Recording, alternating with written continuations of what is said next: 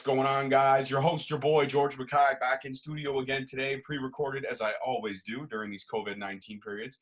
Now, this is going to drop sometime in late September, probably first week of October.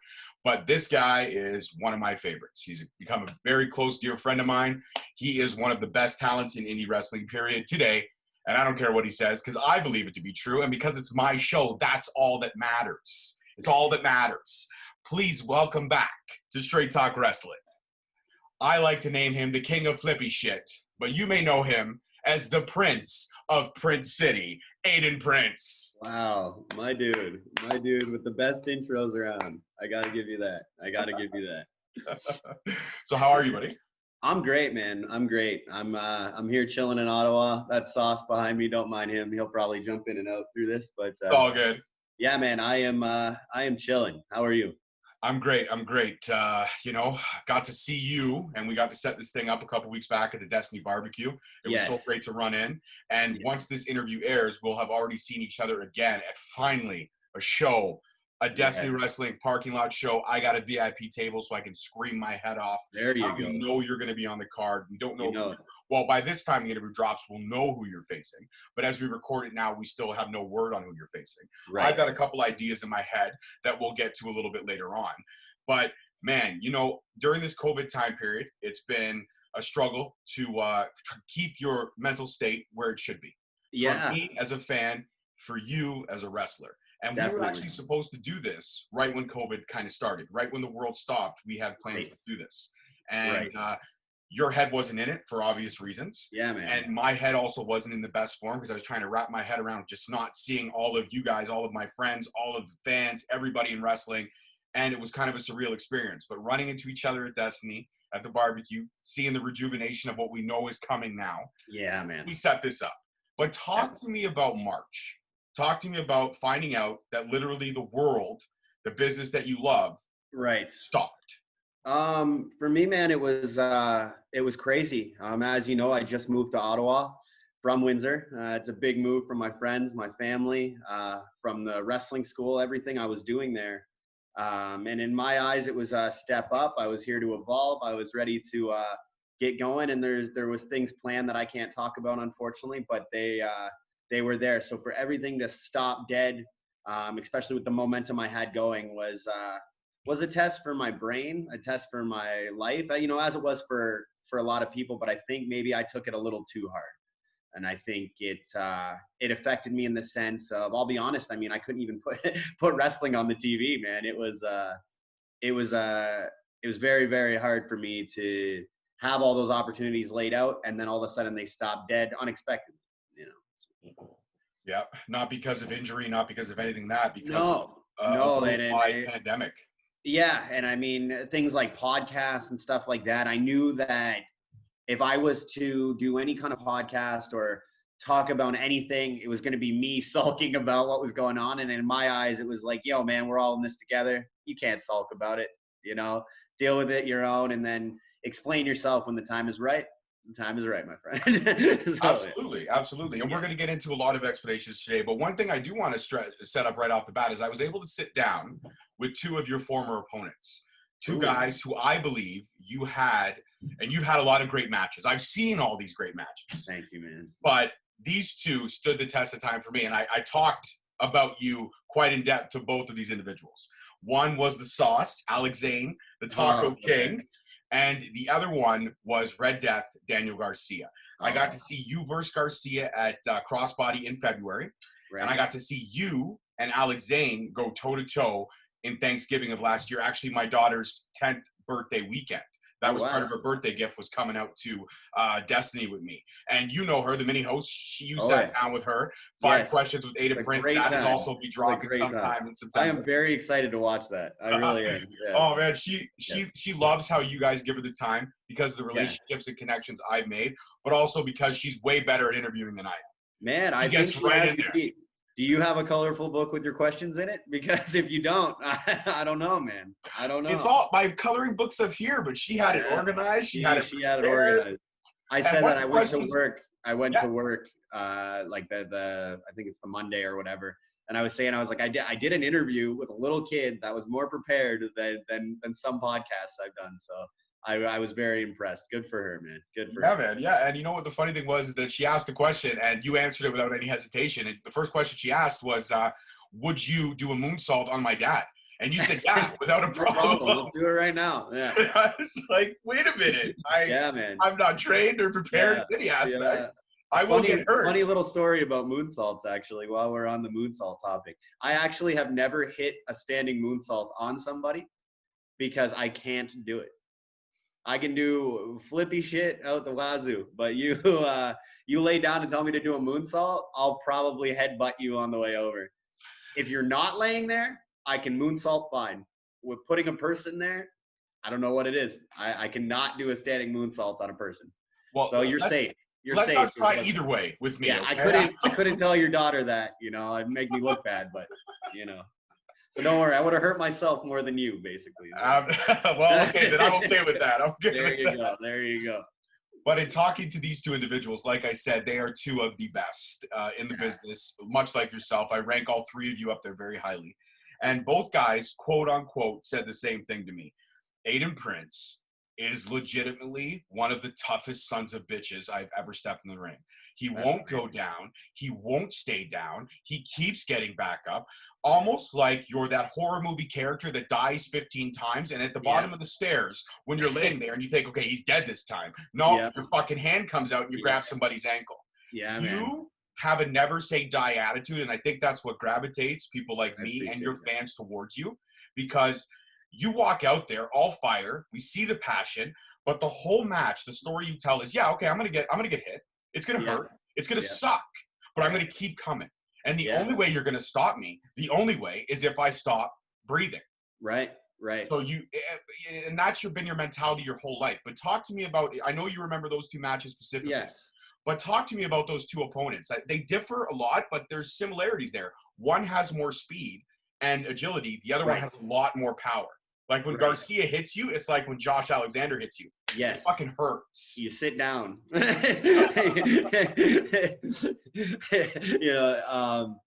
Both guys are very different. And I mean, both of those guys are I do consider friends. Zane, I've known of for years. I mean, that goes back to my backyard past when I was a little guy, just wrestling in the backyard. Zane has been doing those things since we were kids. So it's insane to see, his growth and stuff like that. Garcia, I met through wrestling, through the Buffalo Boys and stuff like that. And again, both are very different, but being in the ring with Garcia was like a strong style. Like we were hitting each other, you know what I mean? And then there's the Alex Zane style where I was able to pull out ridiculous flippy stuff that most guys would say is too much or ridiculous or whatever. And I mean, I think both of those guys prove that there's a place for everybody in wrestling. There's a place for those hard-hitting guys, but there's also a place for a guy with purple hair that can flip like a motherfucker, if I can swear. But yeah, like, you know what I mean? Wrestling is a place for everybody. And I pride myself on being able to go with Daniel Garcia, but also go with an Alex Zane, right? So, and to touch on what you said about the never say die attitude, that has become my character, because honestly, that's me. That's, I mean, I'm never going to be the biggest guy. I'm not, so the one thing I do have about me is the heart for this, and that type of stuff. So it's just, it's natural for me to keep getting back up, because that's just what I've done my whole life. And it's a great moniker, I think, to live by. It's a great, and that's why I love wrestling, because, there's been a lot of times I've been knocked to my knees by life. Yeah, man. Life, to quote, the great Sylvester Stallone, life will beat you to your knees and keep you there if you let it. But it's not how hard you get hit. It's about how hard you get hit and keep going. Keep moving forward. Nicely done. Thank you. That's my Stallone. And then I would crack 5 eggs and drink them. And there you go. I've tried that when I was a kid. It does not taste good at all. It doesn't work, man. No, it doesn't work. It's just horrible. No. And it just builds up all kinds of cholesterol. I'm surprised he hasn't had a heart attack. Exactly, man. Exactly. But that's a great moniker to live by. And I think that's what makes wrestling such a fantastic experience, because that's what it is. It is an experience. It's a dance. It's storytelling. It's all these things that I've said 50,000 times. Yeah. And only now are people really starting to pay attention to the fact that, oh shit, yeah, the host, he knows what he's talking about. Of course I do. I've been in love with this business my whole life. But to see a guy like you go in the ring with guys double your size, triple your size, guys that specialize in hardcore like a Channing Decker, guys that specialize in flippy shit like you do, guys that specialize in strikes like Josh Alexander, like Daniel Garcia, guys that specialize in mind games like a Marty Scroll or a Kevin Blackwood, guys that really know how to get under your skin like that enforcer in hockey that you just want to punch the fucking life out because he's so fucking annoying.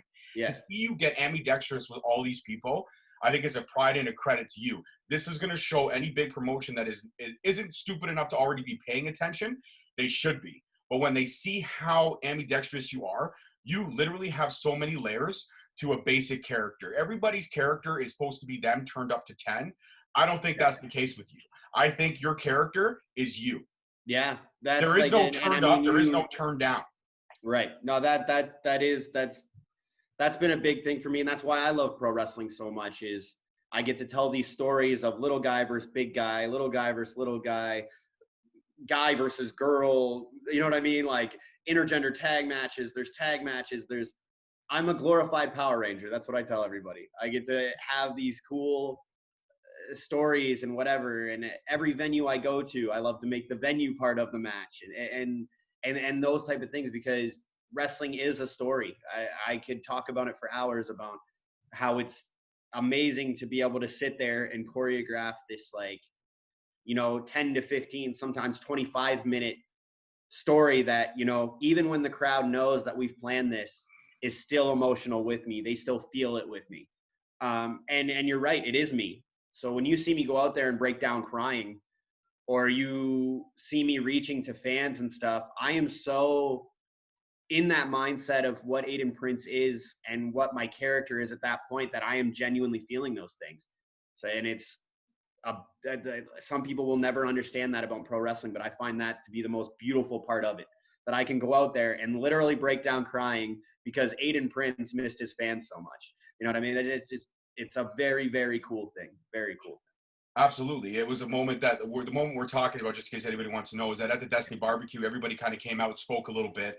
And when it was your turn to come out, you slid through those ropes. You just looked around and everybody was just, Prince City. We were yelling flippy shit, even though there was no opponent. We wanted you to flip on something. I would have put a table out there so you could have just flipped on it. I know you would have. But you came out and you got really emotional. And my wife, who is probably one of the dearest people in the world to me, I mean, she's my wife, I love her to death, and my 10-year-old daughter, the mini host that we talked about, who says hi, by the way. They both looked over at me as we were sitting down, and they were crying because you were crying, because they knew that you were just happy. There was no opponent, but you were just happy to be in the ring. You were happy to feel that electricity again. And I think something like that, a moment like that, is enough to keep you going for a few more weeks till we get to that Destiny parking lot. That was a good wake-up call. You know what I mean? Just to be in front of you guys again and stuff, because I'm not going to lie, man, it was in my mind, I was accepting, that I lived this very cool life, but now I have to figure out something else. I have to move on to the next thing. And to be honest, since I was in diapers, this is all I have. Like, I don't like anything else. You know what I mean? So to put my mindset at, this life is over now, was a very, very scary thought for me personally. So just hearing my name again, you know what I mean? Looking out and seeing some people, those type of things were a very huge deal to me. And those were real tears, man. I am very, very grateful. And I mean, that's motivated me to sit here and talk to you. It's motivated me to do a couple more podcasts, motivated me to get back in the gym again because your boy lost some weight, So it's just a matter of accepting that there is a new normal now, that wrestling might not be what it was for me, but it's still wrestling at the end of the day. I still get to tell stories at the end of the day. I still get to do what I love to do. And it's just, it's a little different now. That's all. Yeah. Absolutely. But the great thing about it being a little different now is it gives you a chance to reinvent a couple things, to try a couple things. Like you mentioned at the beginning of the show, how you can't do a standing moonsault. So maybe while you're waiting for the next show, because the shows aren't going to happen frequently anymore, you work on that.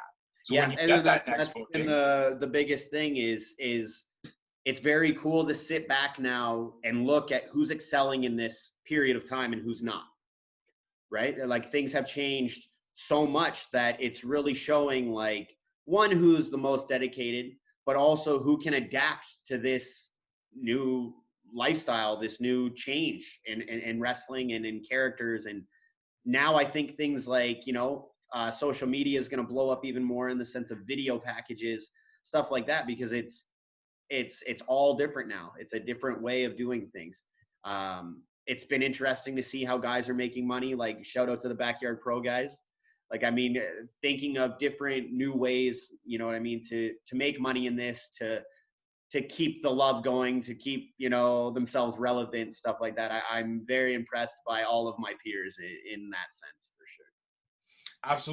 Absolutely. It's been a scary time, but it's been an exciting time.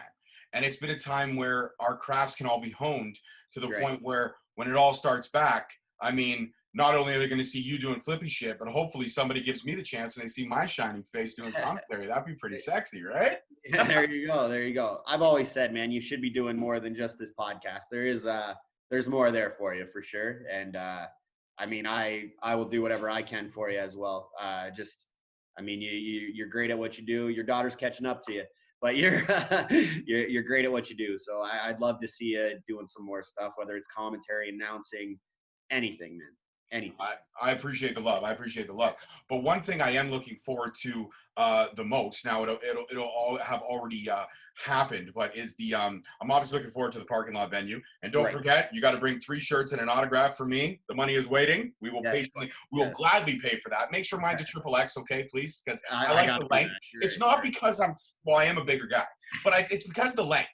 I like the shirts a little longer. You know what? I will say, I used to be a big fan of small t-shirts, a little guy, Lately, I've moved up in size on the t-shirts for some reason. I think it's the length thing for me too. I don't, but yeah.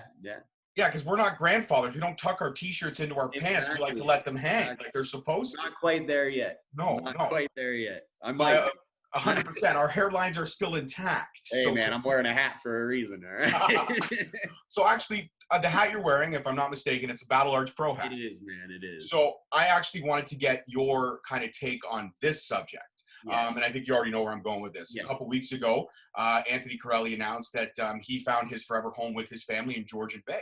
Yes. And he's looking to relocate and move out there. Now, at the barbecue, he announced that Battle Arts is not going to close its doors completely. He's looking for somebody to take over the brand down here and hopefully expand and open a brand up there, which would be fantastic for everybody up north that doesn't have any training, because he's a fantastic coach. Right. But for somebody who's been in Don Koloff, who's had experiences with Don Koloff, who's had battles, fights, wars in Don Koloff. Yeah. When you haven't even trained at Battle Arts, but Don Koloff Arena is a home for everybody in the Ontario Indies. Definitely. You haven't laid groundwork until you fought in Don Koloff. 100%. When you heard the news from a standpoint like a guy like yourself, somebody who is so high ranked in the Ontario Indies, what was your thoughts on possibly never again stepping foot in the Don Koloff? For me, it was heartbreaking. I was at work. I read Anthony's post. And it was one of those things, it was that same mindset of, wow, like I have to accept that part of my life is done. The Don Koloff, Windsor made me in Windsor and in that area and maybe a little bit on TV. But the Don Koloff, Mississauga gave me confidence in a sense. I don't know if you'll remember this, but I was put into a match with Josh Alexander in Low Key. And that match, first time I saw you. Yes, which was the first time ever that the Don Koloff seen me in a different light. I wasn't just in the first match on the scramble. I wasn't just a dark match. I was put into this big spotlight with Low Key and Josh. And even though I didn't get to do a lot, it changed my character in Don Koloff. My reactions after that match grew and grew and grew. though that match is what put me across from Tyler Bate and the other, you know, Alex Zane and those big matches that I was given. So for me, it was a huge blow that like, wow, like these things have to stop now. They like, I have to move on, you know, but it's also woke me up to the sense of, okay, I know what I have inside me. Let's keep this moving. Let's try to grow from this. You know what I mean? But yeah, overall, it was hard to read. It was hard to read, and I hope that it's not the last time that, you know, we're in there. But if it is, I'm grateful for the time that I was there, and grateful for the, you know, the spots that Anthony and George gave me. So yeah, that's it. For sure, 100%. Don Koloff is Ontario indie holy ground for Yeah, sure. it's a special place. And like I said in that the little bit I got to talk on the mic there, like I sat up there and you know, like took pictures of Mick Foley and like all these past guys that had been there because I just wanted to be in the Don Koloff. So the fact I went from taking pictures to helping with the ring to being across from Tyler Bate and the growth and the battles I had in scrambles and with Zane and stuff, I'm forever grateful for sure. 100%. And yeah, that match was something special for me because that was my first taste of Destiny. That was my first Destiny event. I just started building the relationship with George that I have now, which has grown tremendously. And he gave me the opportunity. He said, come out, see what we're all about. Now you've talked to me, you see where my mindset is. I want you to come out and experience it. And I went into it like knowing of Josh, obviously knowing of Loki. If you're a wrestling fan, if you don't know who Loki is, you're a fucking idiot. And I went, and then all of a sudden, there's you pop out in this 5-way scramble. I'm like, okay. I'm like, all right, I like this guy. Let's see where it's going. Then you came out, and you know, you say you didn't get to do a lot, but I do remember one high spot where Loki was at the top rope. He tried to do a Hurricane Rana on Josh, but obviously the power of Josh is very overwhelming. Right. Josh powerbombed him in the middle of the ring. You were at the other end. You were kind of a little bit dazed and confused. Then you just shot up out of nowhere, and you ran across the ring, and you like bulldogged, slingshot, like sling arm. I don't know what the fuck. It was a mixture of all three of these things. Yeah. And you dropped Josh Alexander to his knees. Yeah. And then you went on the top and you did the like the stomp on the back. Yeah. You dropped him and you had an opportunity. It was one. It was two. Everyone was hanging and he kicked out because I mean he's the walking weapon. It takes a lot more than that to put him down. But that was a moment that I looked at you and I looked across at my former co-host who was with me that night and I said, that guy's a fucking star. We got to get that dude on the show as soon as fucking possible. And we did. And you and I had a really heartfelt interview in the women's locker room, sans the women. Okay, we're not assholes, people. It was the women's locker room because it was the only place that was empty and available for us at the time. And then that girl walked in. That was random. Yeah, she walked in.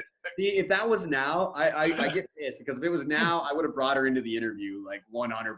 I would have been like, come do this interview with us because she didn't. You're already in here just taking your time. Clearly sitting there doing something, and she walks right in. That was She walks right in. She goes over the mirror, starts brushing her fucking hair and washing her hands. We're like, okay, we'll be patient, and then she just chills for a good 10 minutes.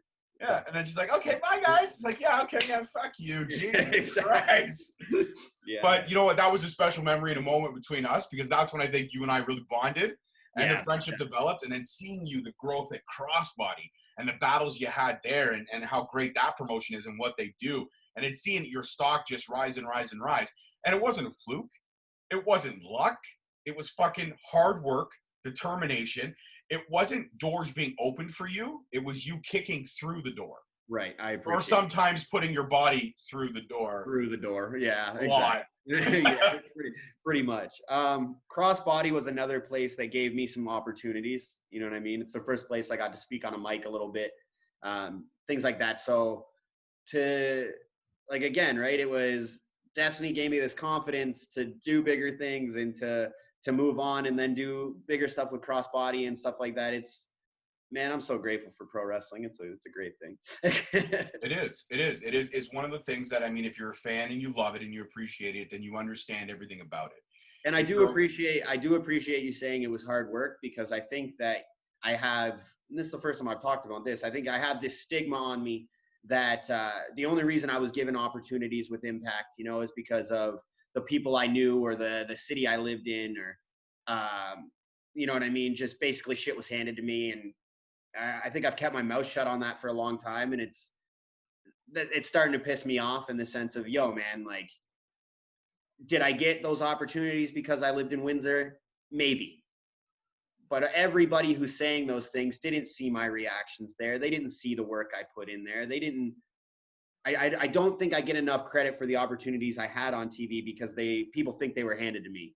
And I'm here to loud and clear say, fuck those people, because I worked hard for those opportunities and I deserve those opportunities. And if you think that the people in Windsor wanted me to be in that spot the way I was, you're crazy, because I was the last person they wanted in that spot. My hard work brought the people with me, which gave me my spots. And I think that's the one chip I still have on my shoulder, is feeling like I don't get the credit for the hard work that I put in to get those big opportunities.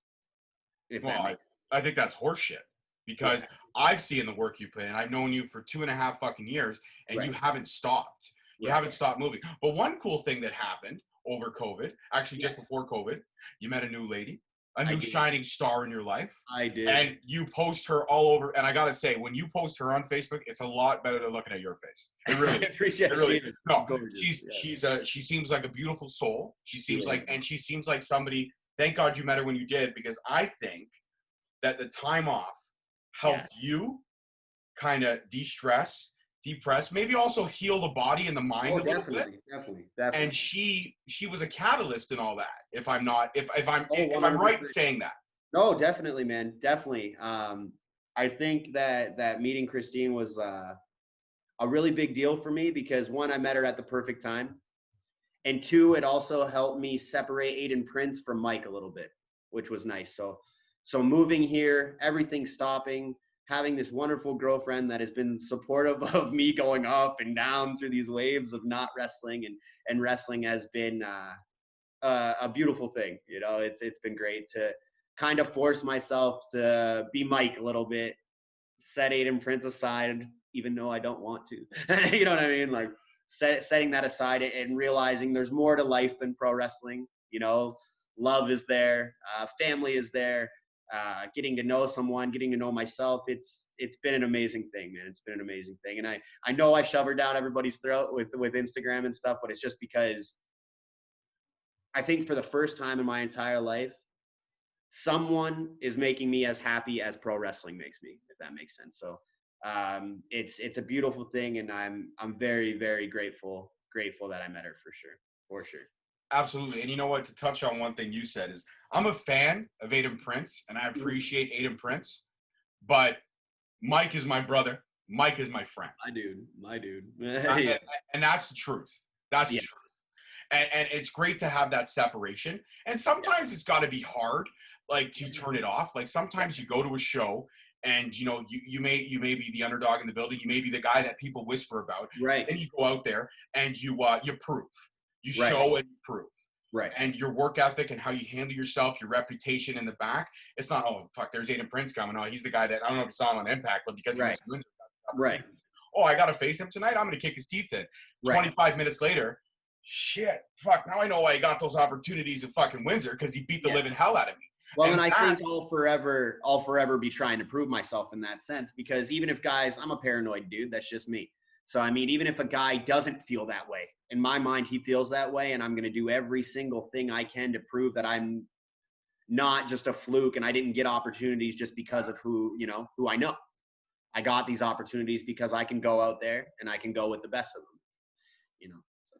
Yeah, absolutely. You can. And you've proven that over and over again. And anybody who's been stupid enough to not be paying attention, go back and watch these matches that we're talking about. You can find the Tyler Bate match online. Yeah. You can find the Alex Zane match online. Yeah. And you can see me sitting in the corner, my reactions. I had to leave after that match and go out for a cigarette. It was like, holy shit. And the fact is what blows my mind is the shit you put your body through and what you put your opponent's body through. And then you get up and you raise your hand to the crowd, and then you just fucking walk out like nothing happened. Like, fuck off. Okay, I know you're hurting. Don't lie. That's been another thing with this break is I've literally I backyard wrestled my entire teenage years to right into pro wrestling training to this has been literally the longest break ever from me being in a wrestling ring or some form of a wrestling ring. So my body has kind of relax, if that makes sense. And it is nice to, wake up and feel a little, better right now. Fitness wise, I have some catching up to do. Because I think I also looked at this little break different than most. I saw a lot of guys working out outside, doing what they were doing and everything. And I think meeting Christine and being in a new city and stuff, it was like, you know what? I've never been the hugest guy anyway. Let me relax for a bit. Let my body feel a little better. When this is all over, which I honestly thought was going to be a month, when this is all over, I'll go back to working as hard as I ever have. I'll get my body back and whatever. But in this time, I'm going to get to know me. I'm going to get to know my girlfriend. I'm going to get to know my family more than I ever have, and just try to be Mike. You know what I mean? So, yeah. I don't even know where I was going. My bad. No, I get where you were going. You were going. It was almost like rediscovering you. Exactly, man. Exactly. Like literally my whole life has been pro wrestling. I get made fun of all the time that I don't have or do anything else because I don't like sports in any shape. I don't like UFC. I don't like anything else. It's literally wrestling has been my life. So being forced to shut it off was a blessing and and a hindrance, if that makes sense. But it's been nice to force myself to get to know myself, and there's been waves in that. But it's I think at the end of this, when all is said and done, it's just going to make me more confident in the back, more confident in these podcasts, more confident to speak on things like feeling like my opportunities aren't, you know what I mean, what they are, and things like that.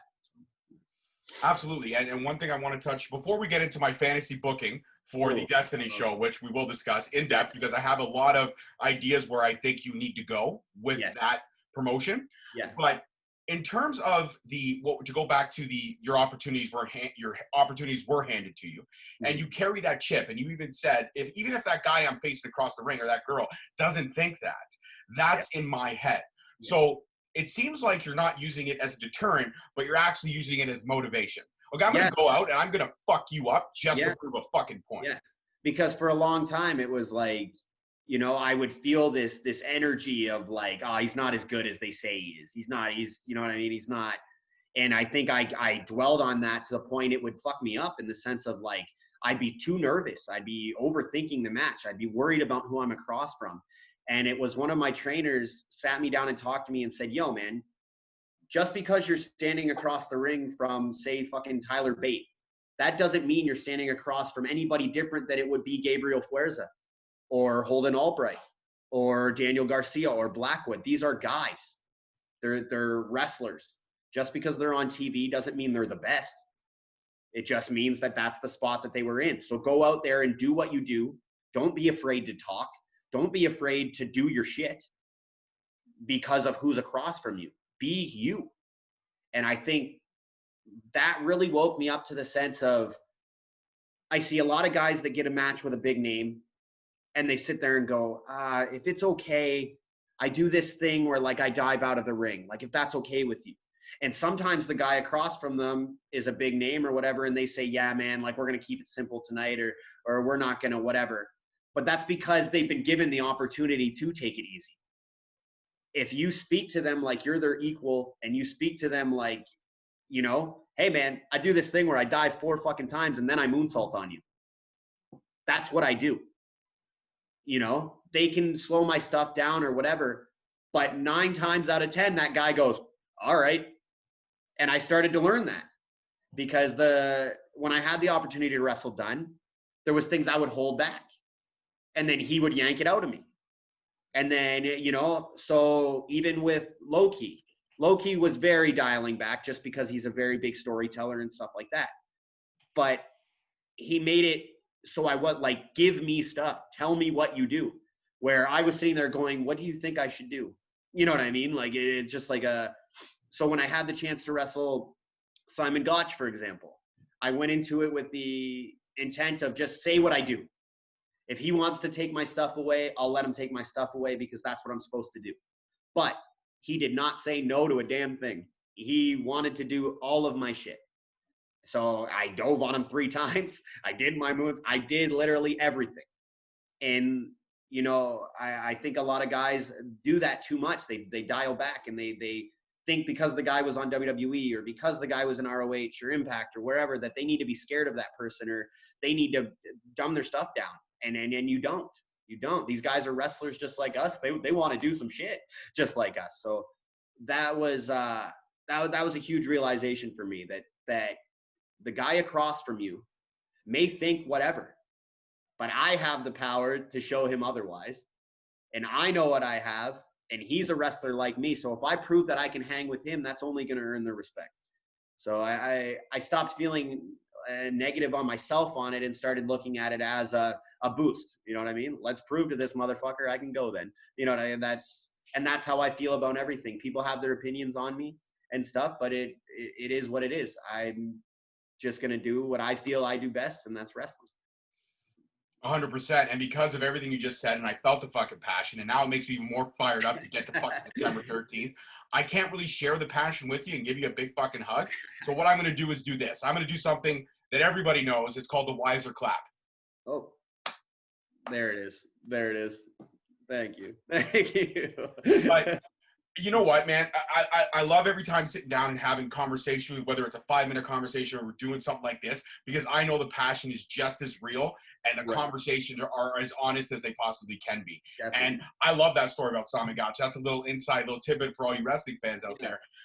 In every one of those matches that you mentioned, I never saw you hold back. And when you did hold back, like you said, the guy would pull it out of you because they knew you had more in you. It's almost like stoking the fire to a point where the fire becomes a nuclear fucking bomb. Yeah, man. And you need to get rid of that pent-up aggression, because if you don't, you're going to be driving home pulling George Costanza going, fuck, I should have taken that dive when I had the chance. Or I should have done that crossbody when I had the chance. Or I should have done that fucking moonsault. And I didn't. And now I may never have the opportunity to be in the ring with that guy again because schedules may not sync up. And I fucked it up. Right. 100%, man. 100%. Because those matches have happened too, you know.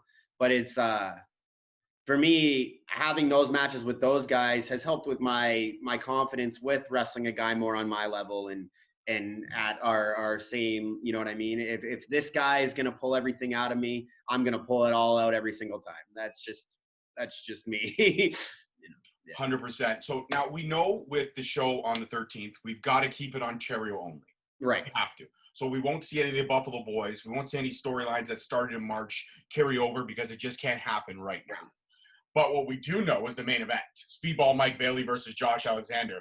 I mean, George already has my money, but if he didn't, I'd say shut up and take my money. Right. I believe there are no tickets on sale. It's sold out less than 24 hours because we love it. We want it back so bad.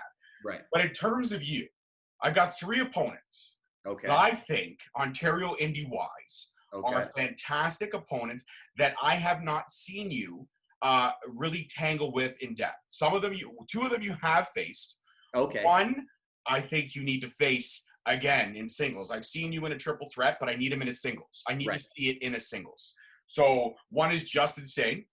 Wow. You've had a triple threat with him, but I'd love to see a singles with just you 2 because I think the Train and the Prince of Prince City need to collide in a full-out colossal fucking beatdown. Wild.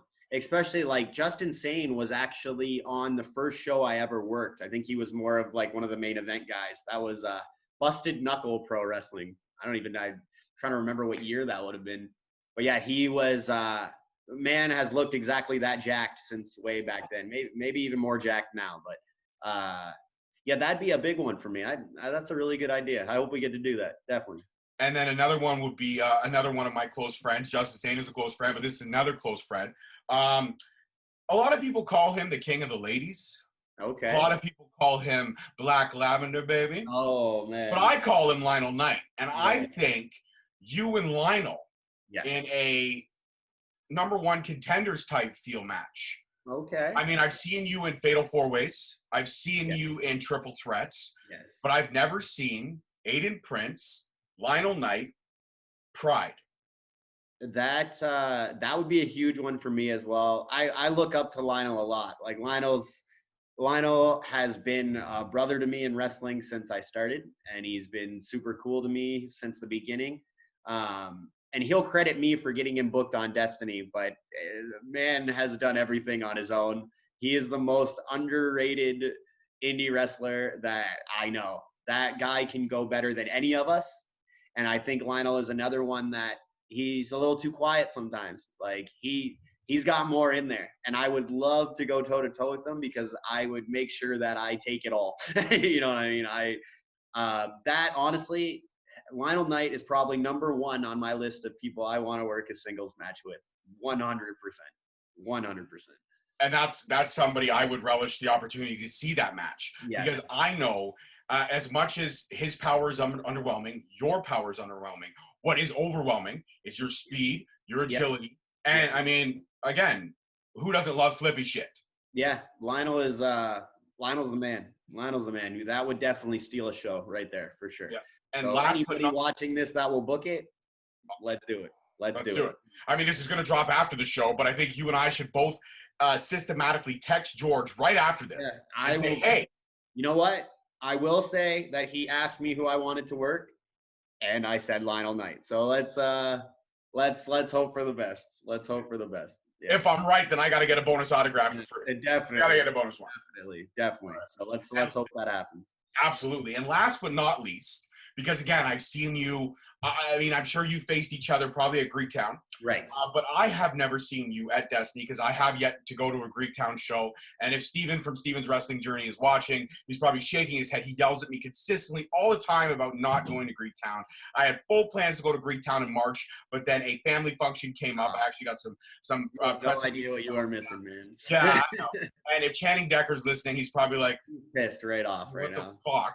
So I'm sorry, Steven. I'm sorry, Channing. I'm sorry, everybody at fucking Greektown. I'm an idiot. I'm an asshole. Okay, said it. But I would love to see you or actually it's kind of a bonus one. I'd love to see you and RJ City. Ooh. And I'd love to see you and Channing Decker because Channing Decker has yet to give up the Destiny briefcase. That thing is still floating around, if I'm not mistaken. I have no idea. Where is that briefcase? So long between shows. Yeah. So I don't remember. Yeah. But even if not for the briefcase, you and Decker, man. We've both talked about, we've traveled a lot of roads together to Montreal and doing the NSPW shows and stuff like that.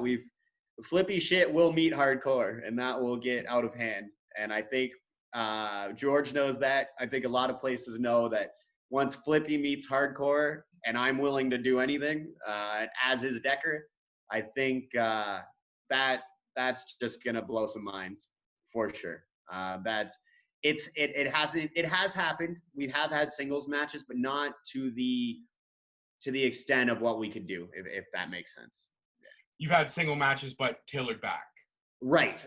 Like it was, your generic 10-minute match where we did some cool shit. I almost killed myself on a reverse Rana, but I still have a scar from it. But yeah, like once we're able to, let's say a Destiny show, pull out the tables, pull out the staple gun, fire, whatever you want to do. Flippy shit meets hardcore is going to get quite wild. And it would be interesting to see the separation of Destiny fans, because I would say that me and Decker, along with Josh Alexander, would be what we call the faces of Destiny. So you never know. You don't. And what about the bonus one I threw in there of you and RJ City, because he is such a talker that you can't help but not laugh. See, there's another one, right? Where, there's your Daniel Garcia, there's your Zane, and then there's your RJ City, right? So it would be very, very interesting and cool to see our styles mix and stuff like that. How things would clash. It'd be fun. But I've known RJ for a long time.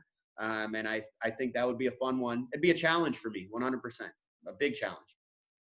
It'd be definitely stepping in with some big shoes to fill, because RJ is such a well-known name, not just in Ontario indie, but in indie period. And those are the, to be honest, the matches I love the most, because it's, there's been times I've went out there and I thought the crowd was going to be with me and they weren't. So being thrown that curveball is a good feeling. Like, okay, I don't have them now. How can I get them back? Or how can I, you know what I mean? Like things like that. So I definitely think that'd be a cool challenge for sure. Absolutely. I think that there's they're just picturing all these matches in my head. I'm exhausted. I need to go take a nap after all this. Trust me, man. Like that's what I've been doing this entire time. Is just like, man, I never got to have a match with this guy. I never got to have a, you know what I mean? Somebody like Puff, for example. Like the amount of fun that me and him could have, because there is the matches where I pull out funnier stuff or I act silly, or because it's just me playing around. Like I'm literally enjoying myself the entire time I'm in there. I go through a table, I'm still having a good time. So it would be interesting to have those type of matches and stuff like that for sure. Absolutely. And I know you're a big advocate of women in wrestling. We've talked about this in depth. I'm a huge advocate. I rep Revolution Women's Wrestling. I rep every time I go to Crossbody, every time I go to Destiny and there's a women's match on the card. I get super excited. And that's because I'm a proud girl dad. I got two beautiful girls at home. And George made an announcement at the barbecue, and this will air after, so I'm not too worried about any repercussions. But he announced finally, I overdue in my opinion, a full-out women's division, women's title coming to Destiny. Yes. And how excited are you for that? Because not only, I mean, again, if you're a wrestler, but you also have to be a fan. And you have to appreciate how far women have pushed and clawed to get the respect they deserve. Yes. We already know Alexia Nicole is going to be in the forefront. We know Jody Threat's name has been thrown around as well. Yes. I believe there are other females in this province, like a Shiloh, like a Divya, like a Bianca Corelli, like so many others whose names, Bella Bronx, so many others whose names rightfully deserve to be in the conversation for the first ever Destiny Women's Champion. But since it's George and you having a conversation, George and Mike, we're shooting the shit right now. Yes. Out of all the women that I've mentioned, and maybe ones you have on the top of your head, who would you like to see rock that inaugural Destiny Women's Championship? Ooh. I got to put you on the spot. I got to ask tough questions, brother. Wow. For me, if I was fantasy booking this, right? If I was fantasy booking this, obviously Alexia is the champion material. She's killing it. She's got everything there. My look on things is I look at it like when they did the UK Championship in WWE, right? Dunn should have been the champion, right? But giving it to Tyler so that Dunn could take it away made it even bigger, right? So I think, especially with like Destiny history and things like that, I think it would be cool to see somebody like Jody take it and then go into this string of matches with somebody like Alexia, two people that can go. And I haven't seen those two in enough singles matches. Like I really think that would clash really cool. And I think if it was a series of things, like some back and forth stuff, but Jody to me is the coolest thing out there when it comes to women's wrestling. And I think it would be, it'd be a shame to not see somebody like Jody with it for sure. Jody or Alexia, one of those two, but it would be nice to see Jody take it, Alexia fight her way up and take it. You know what I mean? They're just that story there to me would be really, really cool.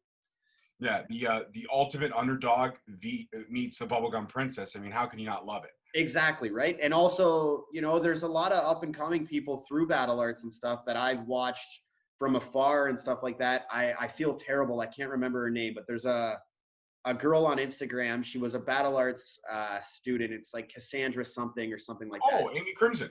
Yes. She's the current Battle Arts Women's Champion because they have not absolved the school yet, so she's still rocking the title. There it is, right? Like, I watched her, hang around the Destiny shows or the Battle Arts shows or just Battle Arts in general for a long time. And just seeing her through Instagram and stuff kind of grow, get herself in really good shape, clearly do some character work, grow as a performer and stuff like that. Somebody like that was me when I was younger. So to see somebody like that, I mean, people like Jody and Alexia and stuff have somebody on their tail, which is great to see for women's wrestling and wrestling in a whole, seeing people like that. Because I think one of the coolest things that I've had the pleasure of watching is I added Tessa Blanchard years ago, like years and years and years ago. Like she looked young, she was training, whatever. And I just thought it was cool because I was a huge Tully fan. So to see somebody like Tessa grow and grow and grow and grow and then, blow up the way she did was one of the coolest things I've ever got to witness in wrestling. So seeing somebody like that start where she was, and I see it growing, she has nothing but a bright future ahead of her. So shout out to her for sure. Shout out to Amy Crimson. Look at that. An endorsement from the Prince of Prince City. I fucking love it. All right, my dude. I want you to get out of here. I want you to go enjoy your Sunday. But before I go, anybody who's stupid enough to not be following you on the socials, please shout out your socials. Basically, you know how it is. Just search Aiden Prince. Avoid the little dancing child. There's another Aiden Prince out there. If you want to follow him too, that's fine. But mine is AIDEN. You know, you can find Aiden Prince on Facebook, you know, Instagram, anything like that. And just prowrestlingtees.com/Aiden Prince, of course. But otherwise, you know how it is. Fans can always reach out to me on Facebook. I do my best to answer everybody. So, you know, feel free to hit me up with wrestling questions, anything. And I'm here. Absolutely, man. He is one of the most endearing human beings on the fucking face of the planet. And he is somebody that absolutely does do his best. I don't have to reach out to him on Instagram because I have his personal number. And I am in the inner circle. So everyone else out there can fight me. Okay? Because I built these fucking relationships and I've earned my stripes that way. But as always, I am your host, your boy, George Mackay. Thank you so much for listening. Again, my guest, the Aiden Prince. Thank you, man. And as always, guys, follow the socials because I'm not going to tell you who next week's guest is because you don't fucking deserve it. You're not going to know until the Monday. The episode's going to drop on Thursday. If Aiden wants to know when we're not recording, I'll tell him, but nobody else will fucking know. There we go. So Jesus. Just follow my instructions. It's not hard. All right, guys. As always, peace, love, and wrestling. Aiden Prince, thank you, sir. And again, don't forget those 3 T-shirts and the autograph. I will see you on the 13th, and I can't wait to watch you do some flippy shit. Flippy shit. I love flippy shit. I love you, man. All right, brother. As always, you stay safe. Say all the best to Wheeze, to Sauce, and your lady, Christine. And peace, love, and wrestling. We'll talk to you guys next week. Love you, brother. Peace, man. Thank you for listening. Tune in next week for another episode on Spreaker, Stitcher, Spotify, iTunes, Google Play, and iHeartRadio. Also follow us on Facebook at Straight Talk Wrestling, on Instagram at Straight Talk Wrestling, and on Twitter at _Straight Talk. And for all our merchandise, you can search us on ProWrestlingTees.com.